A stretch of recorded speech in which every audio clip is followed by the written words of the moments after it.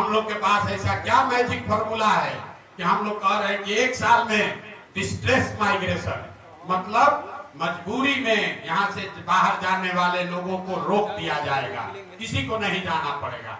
एक लोग हमसे पूछता आपके पास ऐसा क्या जादू का छड़ी है, अभी आपको बता रहे हैं कि वो कैसे रोका जाएगा। पहले बात ये समझिए कि बिहार में जो नौकरी का लालच लोगों को दिया जाता है, सारा नौकरी, आरक्षण, लड़ाई झगड़ा, कोई कह रहा हम 5 लाख दे दिए, कोई कह रहा हम 10 लाख दे दिए, कोई कह रहा हम 60% रिजर्वेशन दे देंगे। पूरा समाज उसी में लड़ रहा है कि कितना हमको रिजर्वेशन मिलना चाहिए। किसका प्रश्न पत्र लीक हुआ, हम आपको बता रहे हैं। चपरासी से लेकर मुख्य सचिव तक, इसको याद रखिए, चपरासी से लेकर मुख्य सचिव तक बिहार में सरकारी नौकरी के जितने लोग हैं उसकी संख्या जोड़िएगा तो उनकी संख्या होती है 23 लाख। मतलब 1.97%, 2% से कम लोग ही बिहार में सरकारी नौकरी आज 75-78 साल में पाए हैं। 98% आदमी को ना सरकारी नौकरी है ना आगे हो सकती है। तो जो भी आपको बता रहा है कि सरकारी नौकरी देके पलायन रोक देंगे, उससे बड़ा मूर्ख या उससे बड़ा ठग कोई भी नहीं, कोई नहीं सकता। दुनिया में जितने भी देश हैं जहां पर लोगों के पास रोजगार है, जहां लोगों के पास पैसा है, आमदनी है, तरक्की है, खुशहाली है, आप दुनिया के सबसे बड़े देशों को देखिए, स्कैंडिनेवियन कंट्रीज को देखिए, नॉर्वे, स्वीडन, फिनलैंड, जहां भी चलिए वहां पर लोग रेलवे का एग्जाम देकर पैसा नहीं कमाए, वहां पर नौकरी की मारामारी करके लोगों ने अपना जीवन नहीं सुधारा है। वहां सुधार का जो मंत्र है वो है शिक्षा, और शिक्षा के बाद रोजगार के लिए सुलभ पूंजी, पूंजी की उपलब्धता। आपके पास अगर पूंजी होगा तभी पलायन रुकेगा।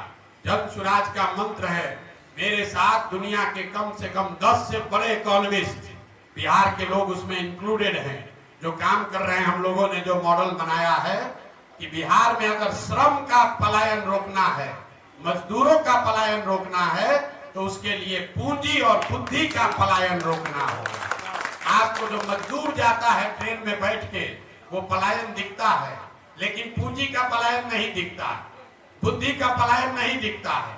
मैं आपको पूंजी के पलायन पर 2 मिनट आपका समय लूंगा। इसकी चर्चा बिहार में कोई नहीं करता है। पूंजी समाज में आता कहां से?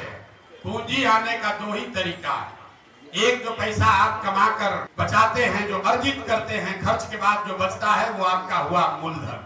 और पूंजी का दूसरा स्रोत है बैंकों से मिलने वाला कर्ज, लोन।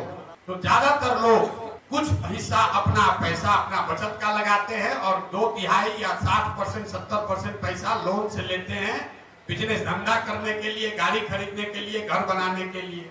आप लोग यहाँ आए हैं गाड़ी से, मोटरसाइकिल से, शायद ही कोई ऐसा आदमी होगा जो बिना फाइनेंस के गाड़ी और मोटरसाइकिल खरीदा होगा।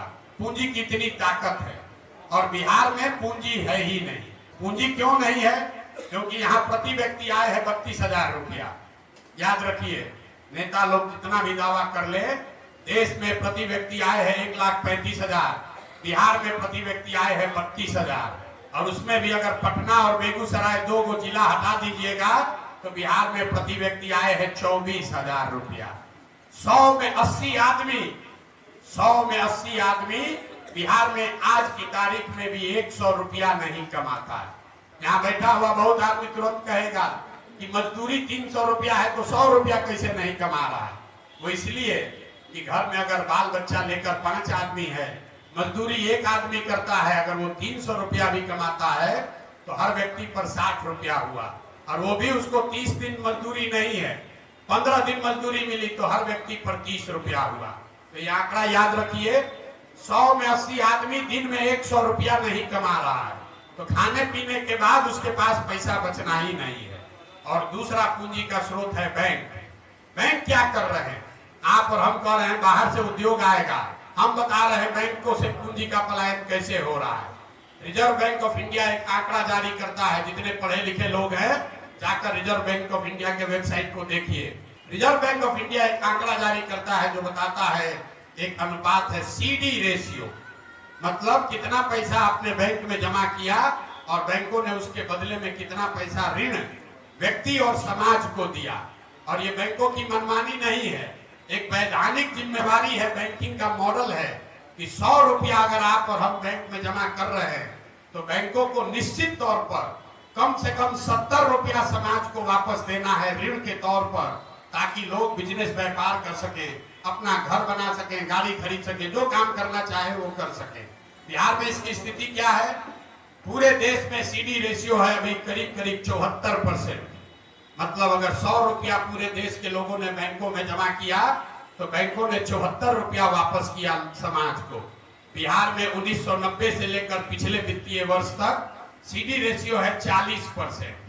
लालू जी के जमाने में ये घट के हो गया था 18%। मतलब 100 रुपया जो हम लोग जमा कर रहे हैं बैंक में, 100 रुपया ही बैंक वाला ऋण के तौर पर वापस दे रहा है। इसका असर क्या हुआ? पिछले फाइनेंशियल ईयर में, पिछले वित्तीय वर्ष में बिहार की गरीब जनता ने, बाहर के उद्योगपतियों ने नहीं, बिहार की गरीब जनता ने यहाँ के बैंकों में जमा किया 4,61,000 करोड़ रुपया। 4,61,000 करोड़ रुपया बिहार के बैंकों में जमा हुआ। सीडी रेशियो अगर 70 होता तो बिहार के लोगों को 2,80,000 करोड़ रुपया लोन के तौर पर मिलना चाहिए था। मिला कितना? 1,61,000 करोड़। बाकी का पैसा कहां गया? बाकी का पैसा बैंकों ने यहां से उन राज्यों में ट्रांसफर कर दिया जहां उद्योग धंधे लग रहे हैं, जहां रोजगार है, जहां तरक्की है। गुजरात में, कर्नाटक में, केरल में, तमिलनाडु में, आंध्र प्रदेश और तेलंगाना में सीडी रेशियो 90 या उससे ज्यादा है। वहां के लोग अगर 100 रुपया जमा कर रहे हैं तो बैंक वाला 105 रुपया लोन दे रहा है, और बिहार की गरीब जनता 100 रुपया जमा करती है तो हमको आपको 35 रुपया 40 रुपया मिलता है। इसका नतीजा क्या हुआ? 1990 से लेकर पिछले फाइनेंशियल ईयर तक बिहार के बैंकों ने 26 लाख करोड़ रुपया, इसको ध्यान रखिए, कोई नेता कोई पत्रकार ये बात नहीं करेगा, 26 लाख करोड़ रुपया बिहार के लोगों की जमा पूंजी बैंकों ने यहां से ट्रांसफर कर दिया दूसरे राज्यों में। और आप सोच रहे हैं कि कोई 2,000 करोड़ रुपया लाकर चीनी मिल बना दे। अरे अपना घर लूट गया। 26 लाख करोड़ रुपया बैंकों ने बिहार के लोगों का दूसरे राज्य में दे दिया, और आप और हम सोच रहे हैं कि 2,000 करोड़ रुपया कोई बाहर से लेकर आए। अब आप कहिएगा भैया सरकार में कोई इसका बात क्यों नहीं कर रहा है? बिल्कुल इसका बात होना चाहिए। आपकी जानकारी के लिए बता दें कि सीडी रेशियो को देखने के लिए मुख्यमंत्री की अध्यक्षता में कमेटी है, जिसको हर महीने बैठना है, जिसको ये सुनिश्चित करना है कि बैंक ये पैसा लोगों को दे। लेकिन जैसे डॉक्टर इंजीनियर मुख्यमंत्री का बात नहीं सुन रहा है, जैसे पुलिस और शिक्षक बात नहीं सुन रहे हैं, जैसे सीओ वीडियो बात नहीं सुन रहा है, वैसे बिहार में बैंक वाले भी मुख्यमंत्री का, सरकार का बात नहीं सुन रहे हैं। इसीलिए ये दुर्दशा है। तो जन सुराज का जो प्रयास है कि अगर 70% भी सीडी रेशियो बिहार में कर दिया जाए तो हर साल करीब करीब 2.5 लाख करोड़ रुपया एडिशनल यहाँ इन्वेस्ट होने लगेगा।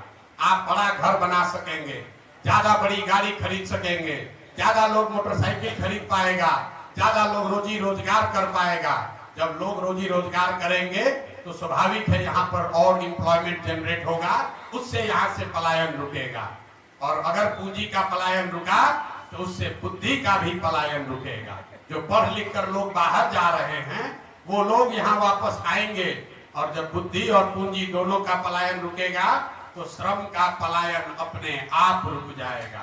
जो फाइनेंशियल मॉडलिंग की गई है, जो फाइनेंशियल मॉडलिंग की गई है, आपने रघुराम राजन का नाम सुना होगा, आरबीआई के गवर्नर हैं, थे यहाँ पर, तमिलनाडु के हैं, बहुत बड़े इकोनॉमिस्ट हैं। लेकिन आपको प्राची मिश्रा का नाम नहीं मालूम होगा। यही पटना की लड़की है। जितने बड़े इकोनॉमिस्ट रघुराम राजन है उतने ही बड़ी इकोनॉमिस्ट प्राची मिश्रा भी हैं। और ऐसे लोग बिहार के हैं जो काम कर रहे हैं, और जो यहाँ की मॉडलिंग बता रही है कि अगर 6 महीना में सीडी रेशियो को सुधार दिया जाए तो डिस्ट्रेस माइग्रेशन को इमीडिएटली रोका जा सकता है। तो ये जन सुराज का मंत्र है कि पूंजी के पलायन को रोककर बुद्धि का पलायन रोका जाए, और दोनों के पलायन को रोक के श्रम का पलायन रोका जाए।